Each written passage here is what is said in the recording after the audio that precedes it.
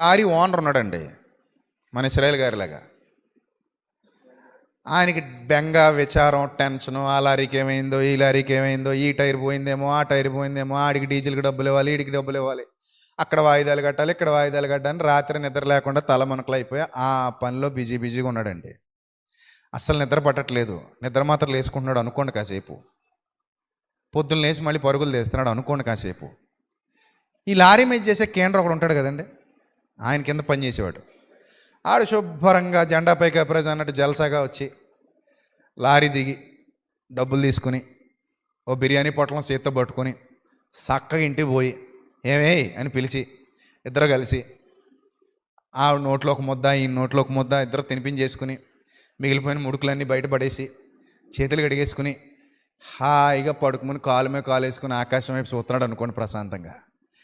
వీళ్ళిద్దరిలో ఆశీర్వదింపబడినోడు ఎవడో మీరు చెప్పండి.